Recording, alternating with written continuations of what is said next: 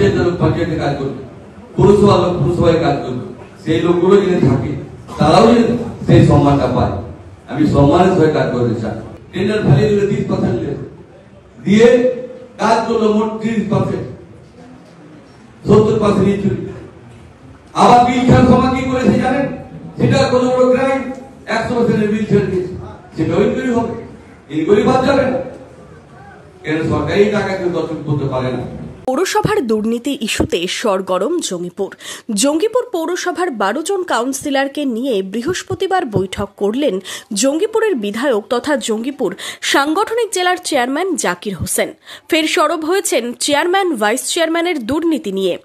এদিনের বৈঠকের পর জাকির হোসেন বলেন, আমার কথা দুশ্মনী 12 জন কাউন্সিলর এসেছে, ওনারাকে জিজ্ঞাসা করেন যে ওনাদের চেয়ারম্যান কি কাজ করেছে, ঠিক করেছে না বেঠিক করেছে, তারাই চেয়ারম্যান আপনাকে দিবে, যে তারাই দিবে, আমি কেন বলবো।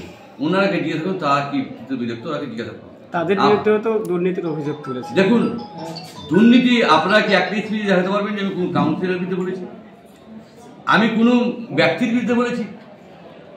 যে কারা কাজ করেছে আমি আপনাকে উল্লেখ করে বলে দিয়েছি কোন কোন জায়গায় দুর্নীতি হয়েছে, কে করেছে, ইনকোয়ারি সাপেক্ষ, ইনকোয়ারি হয়ে বলা যায়। বেশ কিছুদিন ধরেই বিধায়ক বনাম পৌরসভার বিবাদ প্রকাশ্যে আসে, বিতর্ক তৈরি হয়। অন্যদিকে গত সোমবার ভাইস চেয়ারম্যান সন্তোষ চৌধুরীকে পাশে নিয়ে বৈঠক করলেন জঙ্গিপুর পৌরসভার চেয়ারম্যান মফিজুল ইসলাম। কি বলেছিলেন? সেটা আমাদের সমাধান হয়েছে, আর পৌরসভার যেগুলো পরিষেবা সেগুলো আমরা ভালোভাবে বিধায়ক বলেছে করতে, সেটা আমরা করে যাব। বিধায়কের সঙ্গে একটু মতবিরোধ ছিল আমাদের, সেটা কিন্তু আমাদের অবসান করেছে।